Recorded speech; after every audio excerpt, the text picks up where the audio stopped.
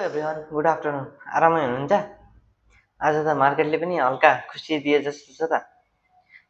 Strong bullish candle बनाएको छ होइन। आज चाहिँ अब यो जोनमा 2-4 दिन चल्न सक्छ भनेर त मैले हिजो आज पनि त्यही जोनमै अड्किन चाहिँ, तर ब्रेकआउट दिन सक्ने सम्भावना चाहिँ उच्च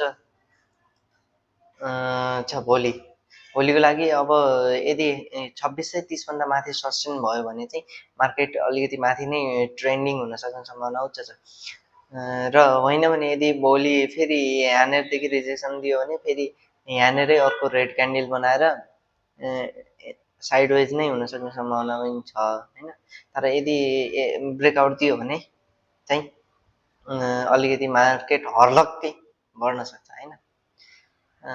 त्यस्तै हो, मार्केट सँगसँगै चल्नुपर्छ। हेरौँ हामीले जति सकिन्छ त्यही अनुसारले मार्केटसँगै चल्ने हो होइन। अब मैले हिजो थोरै स्टकहरू वाच लिस्टमा पनि भनेको थिएँ होइन। जस्तै साहसले चाहिँ जो आज स्ट्रङ भोल्युम सहित ब्रेकआउट दिएको छ। अब चाहिँ यो चाहिँ माथितिर नै सस्टेन हुन्छ होला। लगभग मिनिमम पनि हजुरको 660-70 गइहाल्छ। यदि यो 600 यदि हजुरले इन्ट्री गरिसक्नु भएको छ भने मजाले राइड गर्दा हुन्छ। होइन भने इन्ट्रीको लागि चाहिँ आफ्नो रिस्क क्यापेसिटी अनुसार मिलाएर पार्सियल्ली इन्ट्री गर्दै गर्दा हुन्छ। अनि अर्को हेरेको थियौँ हामीले रेडी चाहिँ सेम जोनमै खेलिरहेछ, तर यसले पनि स्ट्रङ बुलिस क्यान्डल देखाउन सक्ने सम्भावना उच्च छ भोलि पर्सितिर। यहाँनिरै आफ्नो लगभग सपोर्ट जोन क्रिएट गरिसकेको छ होइन यसले। अनि अब चाहिँ माथितिर सस्टेन हुन सक्ने सम्भावना उच्च छ। अनि अर्को हेरेको थियौँ हामीले बिएसडिसी त हजुरको मजाले आज चाहिँ स्ट्रङ क्यान्डल दिएको छ होइन। बिएसडिसीले त लगभग आज कति पोइन्टको क्यान्डल दियो। ओपन चाहिँ तलै भएको थियो, बिचमा भएको थियो होइन।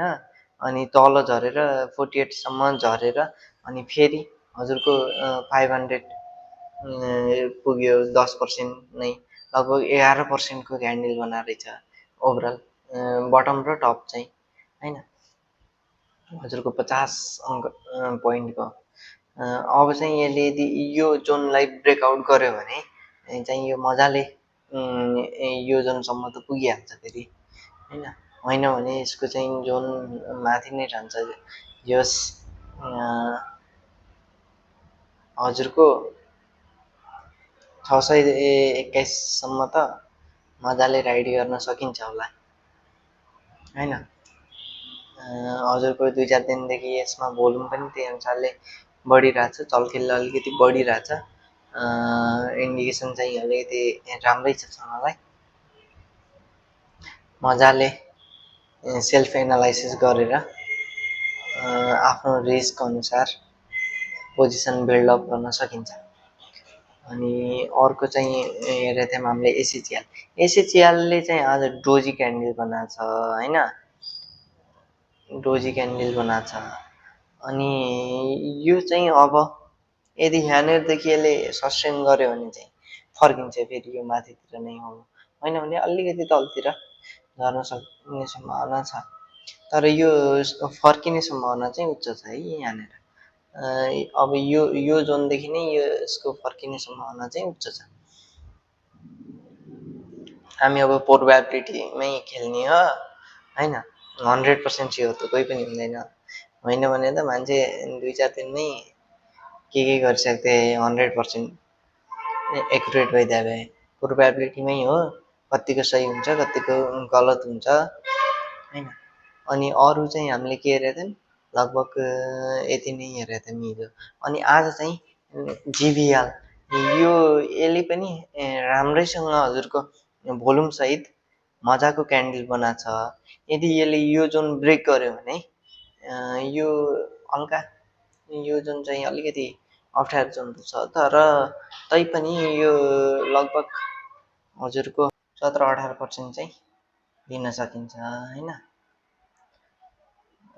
र अब मार्केट चाहिँ लगभग सबै स्टकहरू हजुरको हेर्नुहुन्छ भने अहिले त सपोर्ट जोनमै छन्, त्यही भएर त्यति डराउनु पर्ने अवस्था त छैन। मार्केट नै सपोर्ट जोनमै, ओभरअल नेप्से नै सपोर्ट जोनमै छ होइन। यो लेभल हजुरको यो लेभल भत्काउन त अलिकति अब चाहिँ नभत्काउला भन्ने आश हो होइन। यदि यो लेभल भत्कायो भने हजुरको यो जोनमा आउँछ टेक्निकल्ली हेर्दाखेरि, अनि यो जोन चाहिँ स्ट्रङ सपोर्टको जोन रहनेछ। यदि केही त्यस्तै न्युज आयो भनेपछि मात्रै यो जोन भत्काउने हो, होइन भने भत्काउँदैन हजुरको, माथि नै सस्टेन हुने हो। अब मार्केटको गति भनेको हजुरको लगभग माथि नै जान्छ बिस्तारै, रिसेन्टली नगए पनि अब जोन भनेको यसको चाहिँ माथितिर नै हो। हेरौँ मार्केटतिरै छौँ, यतै छौँ, डेली यस्तै हो चल्ने।